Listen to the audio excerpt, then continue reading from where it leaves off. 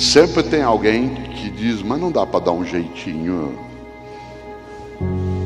E aí é perigoso, porque para pegar o Brasil de agora, vamos lembrar uma frase antiga dos bombeiros: nenhum incêndio começa grande. Nenhum incêndio começa grande. Todo incêndio começa com uma faísca, uma fagulha, um disparo. Aliás, outro dia eu estava fazendo uma palestra sobre ética. Estava cheio, como hoje. Ao terminá-la, uma senhora se aproximou de mim e disse assim: o senhor não trouxe livros para vender? Eu disse: olha, eu não vendo livro porque eu não posso emitir nota fiscal e nem o ticket do cartão de livro, porque eu sou da área de prestação de serviços e por isso não tenho como fazê-lo. Ela disse: ah, mas não precisa de nota, não. Eu falei: e o ticket do cartão? Ah, também não. Eu falei: a senhora estava na minha palestra? Ela falou: tava. Eu falei: então um de nós dois está no lugar errado. Claro. Por que eu estou dizendo isso?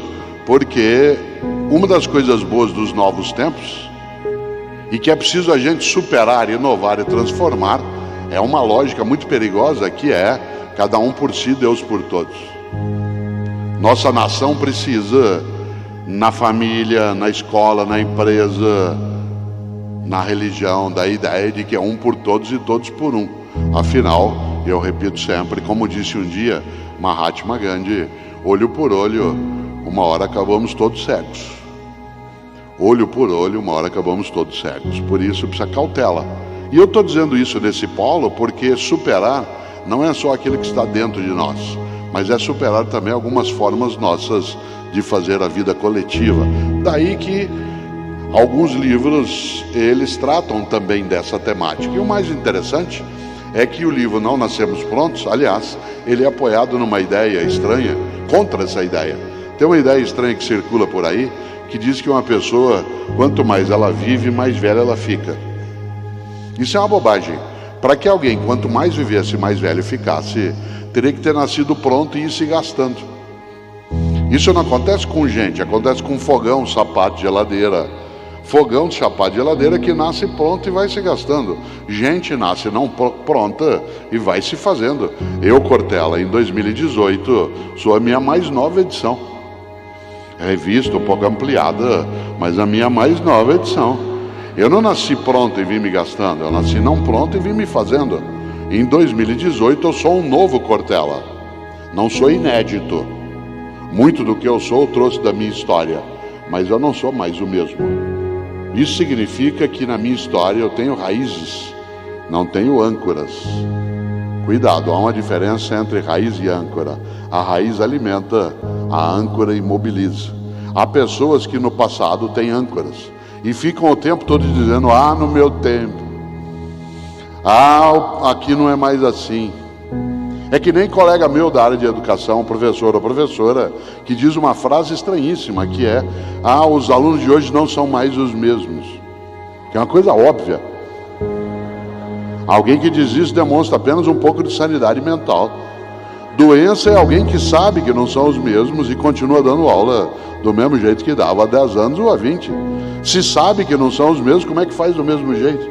Ah, o país não é mais o mesmo. Claro que não é.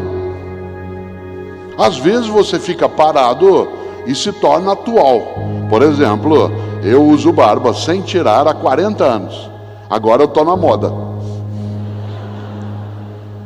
Faz 40 anos que eu não tiro a barba. E eu fiquei sentadinho no meu canto de barba. Hoje, o jovem de 17, 18, 20 anos usa barba também. Olha que coisa, eu não me mexi. Minha mãe não dorme enquanto eu não chegar. Minha mãe não dorme enquanto eu não chegar. Isso é de uma simbologia estupenda, porque minha mãe não dorme enquanto eu não chegar significa que há homens e mulheres que não desistem de cuidar, de manter viva a esperança, de dar vitalidade à existência, de recusar a desertificação dos sonhos. E por isso, quando esse congresso vai terminando, uma das coisas que eu lembro é que minha mãe não dorme enquanto eu não chegar. E nesse sentido, não é casual que essas mandalas tenham sido construídas. Afinal, o que é esse trabalho, senão nós nos juntarmos para proteger vida. Eu gosto muito de uma expressão que existe no idioma tupi, que veio para nós no Brasil, do Rio de Janeiro, mas hoje existe em todos os outros lugares, na palavra dos tupis. Quando as pessoas se juntam para fazer alguma coisa e dar essas mandalas, eles têm em tupi uma expressão que é potirão. Potirão, que no nosso idioma gerou a palavra mutirão. E a expressão potirão em tupi significa mãos que se juntam. Po é mão, tirão é junto. Por isso, mutirão é quando as mãos se juntam para edificar uma obra. E aqui nesse espaço há um grupo de homens e mulheres, não só aqui, mas a partir daqui também, que tem em mutirão um trabalho que é a capacidade de não dormir enquanto não se chegar. Aliás, a minha mãe não dorme enquanto eu não chegar. Ela mora em São Paulo, como eu. Moramos, inclusive, na mesma rua. E é curioso, ela tem 86 anos de idade. Anteontem ela me ligou e falou: filho, onde você tá? Falei: tô em Florianópolis, mãe. 11 da noite. Falou: já jantou? Falei: já. Falou: já escovou o dente? Eu, um avô de mais de 60 anos, e ela continua cuidando. Minha mãe não dorme enquanto eu não chegar. Interessante, né? Eu tenho netos e netas em Florianópolis, e às vezes vou lá não só para trabalhar, como para visitá-los. E eu estava nesta semana, e uma das minhas netas, que tem 2 anos e meio, ela me chamou uma hora e disse algo que para mim daria um pouco do sentido da vida. Quando aquilo que eu vou relatar aconteceu, eu estava pronto para partir. Não é que eu desejava partir, mas se eu partisse naquele momento, se a divindade decidisse me levar, eu já estava pronto. Porque ela me chamou e falou assim: vô, vamos pegar a amora? Falei: vamos. Ela gosta muito de amora, e eu também. No fundo da casa dela tem árvores com amora. E aí eu ficava segurando, porque a árvore é alta. A gente entrou debaixo da árvore e eu erguia. E ela pegava a amora, sempre madura, muito boa. 2 para mim e 1 para ela. 2 para mim e 1 para ela, e ia pondo na minha boca. Você ficar debaixo de uma amoreira, com a neta colocando a amora para você comer, dá uma sensação de uma existência tão vitalizada, que eu me lembrei naquele momento de uma frase da Terezinha Rios, da filósofa de Minas Gerais, mas que mora em São Paulo, quando ela disse que nós não somos imortais, mas podemos ser eternos. Nós não somos imortais, mas nós podemos ser eternos. E a nossa eternidade, ela se garante na nossa obra, na nossa esperança, no nosso desejo de, como foi aqui lembrado, investir 100% de esforço se houver 1% de chance. Isto é, de não desistirmos. É interessante, porque eu gosto demais de lembrar, na área de filosofia, a gente medita sobre esses temas. Essa palestra que eu vou fazer aqui, ela inicialmente iria até 18h30, como nós reordenamos o horário, peço desculpas, ela vai até 19h, nós vamos postergar meia hora, portanto você vai sofrer um pouco até esse horário, mas nesse tempo eu queria trazer algumas ideias que estão já incluídas, de um outro modo, em 3 dos meus livros. Se você quiser aprofundar algumas coisas que cá estão, essa reflexão que vou fazer está num livro meu chamado Qual é a Tua Obra?, que é um livro sobre gestão, liderança e ética. Está também uma parte no livro da editora Saraiva chamado O que a Vida Me Ensinou, que é sobre paixão, sentido e felicidade. E está num livro com a Terezinha Rios chamado Vivemos Mais, Vivemos Bem. Vivemos Mais, Vivemos Bem, que é um livro da editora Papiros. Então, você encontrará nessas 3 obras alguns adensamentos daquilo que eu vou falar aqui de modo mais resumido. Mas é interessante porque quando eu estava ali com a Ana Luísa, essa neta minha, e ela apanhando as amoras, eu me lembrava, né, da nossa condição. E como eu dizia antes, de mesmo não sendo imortal, poder imaginar a eternidade. A eternidade no que se faz, no que se vive, na recusa à falência da esperança, na possibilidade de entender aquilo que nos ajuda a existir de maneira mais plena. Eu nasci em Londrina, como disse, meu pai, quando eu era criança, ele paulista, já faleceu, ele era gerente de banco. Numa época em que Londrina, todas as estradas eram de terra. E lá no Paraná se usava jipe de capota de lona. Você imagina num calor que eventualmente há naquela região do Paraná, capota de lona. E meu pai chegava em casa todo dia, 6:30 da tarde, era só poeira de cima e embaixo. Só dá para ver o branco do olho dele. Aquele calor infernal, poeira, suado. Em vez de entrar em casa e praguejar, xingar, reclamar, primeira coisa que ele dizia assim: mas olha como Deus gosta de mim, hoje quebrou o jipe na estrada e não estava chovendo. De uma outra vez ele chegava e dizia assim: olha como eu sou abençoado.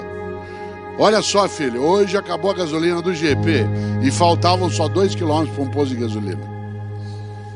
Qual era a perspectiva ali? Não era fingir que os problemas não existiam, mas era não dar a eles uma dimensão que não tem que ser dado. Isto é, quando você olha uma porta, você sabe que ela tem fechadura e maçaneta. É preciso prestar mais atenção na maçaneta do que na fechadura. Embora quem quer abrir uma porta não pode desconsiderar que ela tem uma fechadura. Mas há pessoas que ficam tão obcecadas pela fechadura que não enxergam nunca a maçaneta e aí não abrem o que pode ser aberto. E nesse sentido, claro, a ideia de uma capacidade de ter a percepção do não desistir, de ir buscar, de procurar, é algo decisivo. Aquilo que Paulo Freire, que se vivo estivesse agora no dia 19 de setembro, sábado passado, Paulo Freire faria 94 anos se vivo estivesse.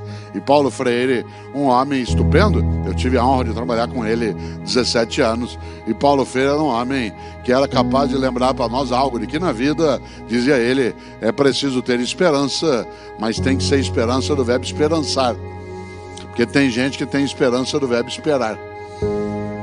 E esperança do verbo esperar não é esperança, é espera.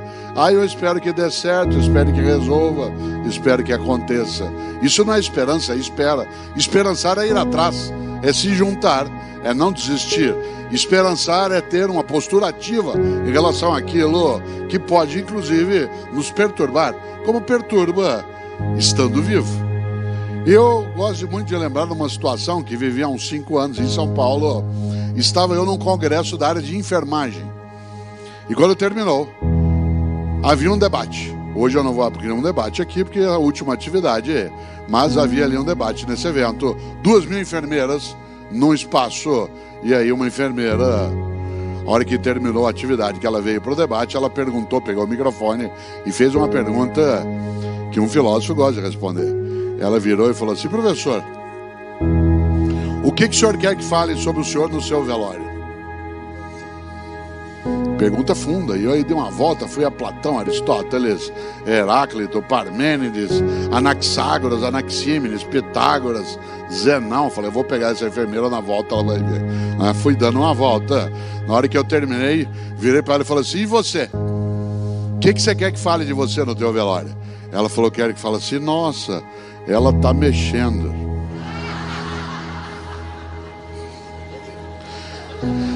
Que é a expressão mais simples, menos sofisticada, sem elaboração teórica e sem abstração.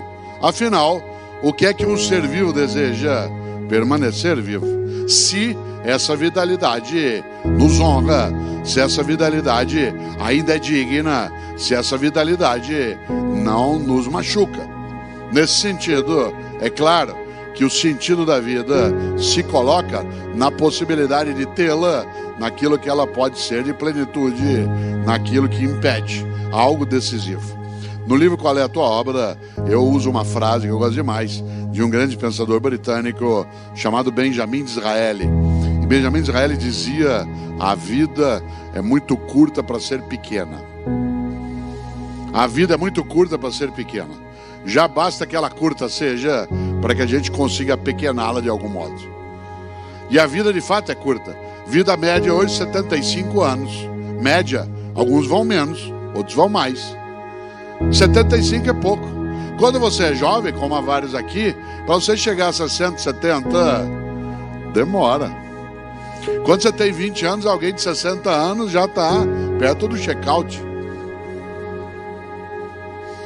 Quando você tem mais de 60, Outro dia eu fui renovar meu cartão de crédito, que já estava bem antigo, o cartão de crédito, renovei. E aí fui fazer uma compra na internet.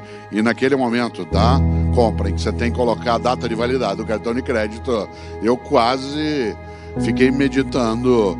Meu cartão tem mais validade que eu.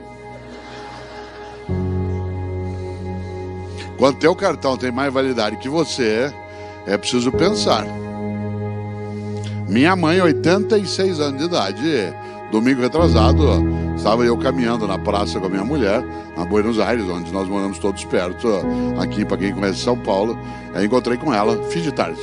Ela falou: filho, eu estava agora lá na igreja, sabe o que uma velhinha me falou? Eu falei: mãe, defina a velhinha. A senhora tem 86 anos. Ela falou: deve ter uns 88, por aí. Claro. A vida é muito curta para ser pequena. E quando é que você e eu apequenamos a vida?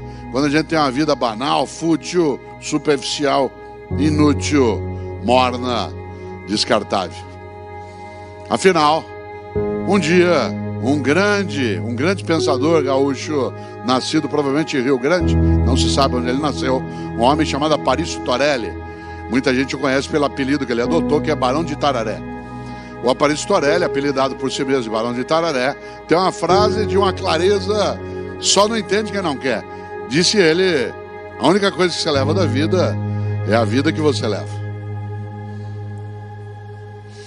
A única coisa que você leva da vida é a vida que você leva. Não é a vida que te leva, é a vida que você leva. Com a tua condição, com a tua esperança, com a tua turbulência, com a tua dificuldade, mas sem acovardar-se, sem desistir, sem entregar. E lembrando que minha mãe não dorme enquanto eu não chegar. Interessante. Essa expressão de Aparício Torelli, a única coisa que você leva da vida é a vida que você leva, ela se aproxima um pouco do grande poeta gaúcho, que é aquele sim que eu admiro mais, um homem que inspirou vários dos meus livros, um grande homem nascido em Alegrete, chamado Mário Quintana. Mário Quintana, um homem estupendo, que morreu com quase 88 anos de idade, solteiro. Aliás, ele tem a frase mais bonita que eu já vi para não casar, e a mais inteligente. Todas as vezes que alguém perguntava a Mário Quintana: mas por que o senhor nunca se casou? Ele dizia: sempre preferi deixar dezenas de mulheres esperançosas do que uma só desiludida. Que é um argumento ecológico. Mário Quintana, um homem que deu um azar danado, morreu na mesma semana que Ayrton Senna. E quando você é alguém muito importante, mas alguém famoso morre perto, você desaparece. Senna morreu no dia 1º de maio de 94 e Quintana em 5 de maio de 94. Isso significa que muita gente que, por exemplo, não sabe que Mário Quintana morreu. Outros nem que ele viveu. Mário Quintana, um homem maravilhoso que por três vezes, tentou entrar na Academia Brasileira de Letras e foi recusado. 3 vezes. Um lugar cheio de imbecis e vários que não são. Um lugar que já teve vários imbecis e vários que não eram. Recusou Mário Quintana. Aliás, sabe quem não entrou na academia também? Clarice Lispector, Carlos Drummond de Andrade, Monteiro Lobato. Mas Quintana, da 3ª vez que foi recusado, deu o troco. E fez como um poeta sabe fazer, com um poema. E fez uma trova que muita gente que conhece, chamado Poeminho do Contra. Não é poeminha, é Poeminho do Contra, que tem só 4 linhas, que eu vou declamar aqui, e que é fortíssimo. Disse ele, a quem eu prejudicou: todos esses que aí estão, atravancando o meu caminho, eles passarão, eu passaria. Olha que vingança bonita. Todos esses que aí estão, atravancando o meu caminho, eles passarão, eu passaria. Parece fase de para-choque de caminhão no Paraná. Na subida você me aperta, na descida nós acerta. Já pensou? Mário Quintana, um homem genial. Ele tem uma trova que eu vou fazê-la para você e eu não esquecemos. Ele diz: um dia pronto, me acabo. Seja o que tem de ser, morrer que me importa. O diabo é deixar de viver. Olha só, um dia pronto, me acabo. Seja o que tem de ser, morrer que me importa. O diabo é deixar de viver. E quando é que você e eu deixamos de viver? Não quando a gente morre, mas quando a gente vai tendo mortes cotidianas, com a morte da esperança, a morte do afeto. Você deixa de viver quando morre tua capacidade de amorosidade, de solidariedade, de fraternidade. Um dia pronto me acabo, seja o que tem de ser, morrer que me importa. O diabo é deixar de viver.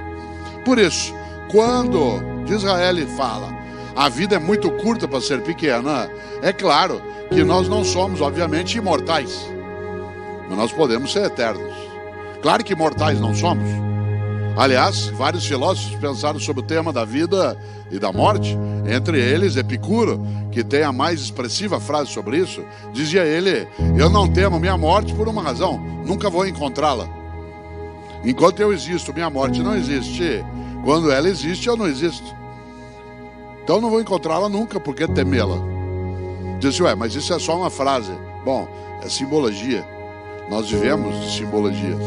Ou o de Allen, que disse, eu não tenho medo da morte, eu só não quero estar lá quando isso acontecer.